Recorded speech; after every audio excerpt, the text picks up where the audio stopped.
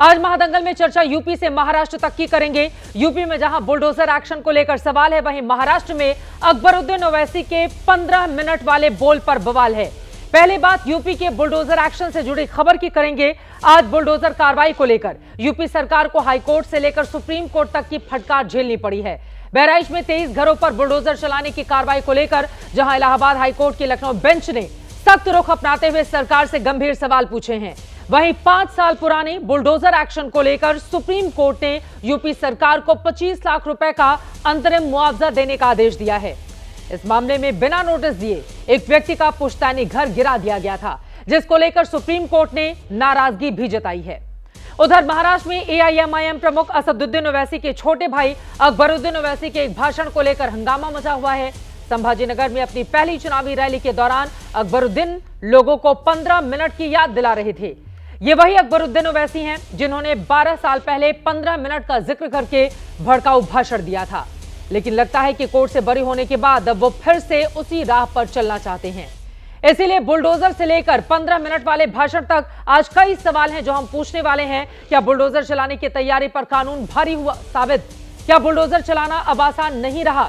सवाल यह भी, क्या अकबरुद्दीन ओवैसी अपने भाषण से नफरत फैला रहे हैं, हिंदुओं को धमका रहे हैं? बहस की शुरुआत से पहले महादंगल की यह रिपोर्ट देखिए।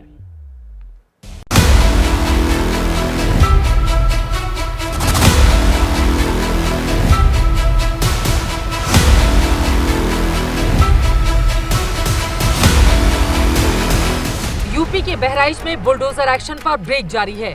पिछले महीने बहराइच में दंगे के बाद मुख्य आरोपी अब्दुल हमीद के घर समेत 23 घरों के खिलाफ बुलडोजर एक्शन की तैयारी की गई थी, लेकिन इस केस में हाईकोर्ट ने सख्त रुख दिखाया है। इलाहाबाद हाईकोर्ट ने कहा है, जब आप किसी संरचना को ध्वस्त करने का प्रस्ताव रखते हैं तो इसे चुनिंदा तरीके से नहीं किया जा सकता है। ये सुनिश्चित करना होगा कि हर कदम पर कानून का पालन किया जाए। भारतीय जनता पार्टी, उसको देश के संविधान में विश्वास नहीं, वो गैर कानूनी रूप से बुलडोजर चलाना चाहती है, जिसपे देश की न्यायपालिका ने ब्रेक लगाने का काम किया। उत्तर प्रदेश में भारतीय जनता पार्टी की सरकार में अवैध संपत्तियों पर, अवैध निर्माण पर नियम के विपरीत कहीं बुलडोजर नहीं चला है। इस मामले में अगली सुनवाई 11 नवंबर को होगी। उधर यूपी में बुलडोजर एक्शन के 5 साल पुराने एक मामले में सुप्रीम कोर्ट ने आज याचिकाकर्ता को 25 लाख का मुआवजा देने का निर्देश दिया है। महाराजगंज जिले में हाईवे को चौड़ा करने के नाम पर 2019 में बिना नोटिस दिए मकान गिराया गया था। अब सुप्रीम कोर्ट ने 25 लाख रुपए का अंतरिम मुआवजा याचिकाकर्ता मनोज टिबड़ेवाल को देने के लिए कहा है। साथ ही राज्य के मुख्य सचिव से पूरे मामले की विभागीय जांच और कार्रवाई के लिए भी कहा है। चीफ जस्टिस की अध्यक्षता वाली बेंच ने इस आदेश की कॉपी सभी राज्यों को भेजने के निर्देश दिए। वहीं यूपी से दूर महाराष्ट्र के संभाजीनगर में असदुद्दीन ओवैसी के भाई अकबरुद्दीन ओवैसी ने अपने भाषण में 15 मिनट का जिक्र करके एक बार फिर से महाराष्ट्र और देश की राजनीति गरमा दी है। कैंपेनिंग का टाइम 10 बजे, अभी 15 मिनट बाकी है। अरे भाई 15 मिनट बाकी है, सब्र करिए ना। वो मेरा पीछा छोड़ती है ना मैं। ओवैसी के इस 15 मिनट वाले बयान को 12 साल पहले दिए गए उनके भाषण से जोड़ा जा रहा है। 2012 में भी अकबरुद्दीन ने 15 मिनट वाला भड़काऊ बयान दिया था।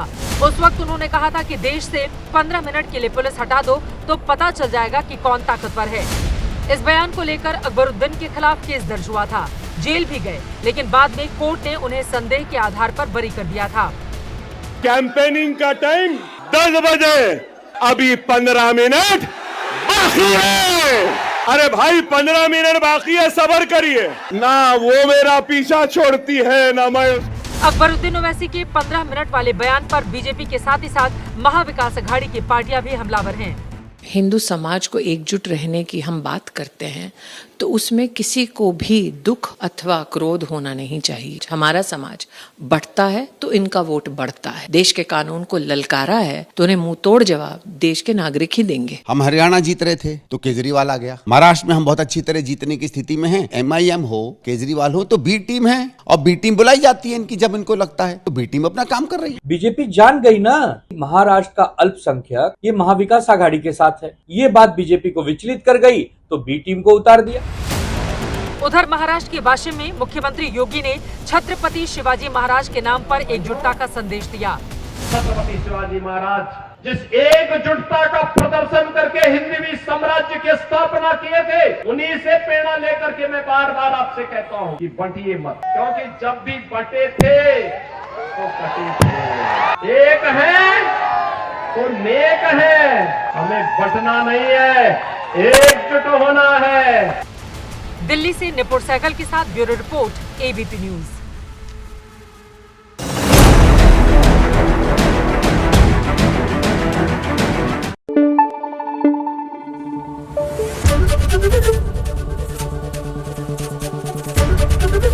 एबीपी न्यूज आपको रखे आगे।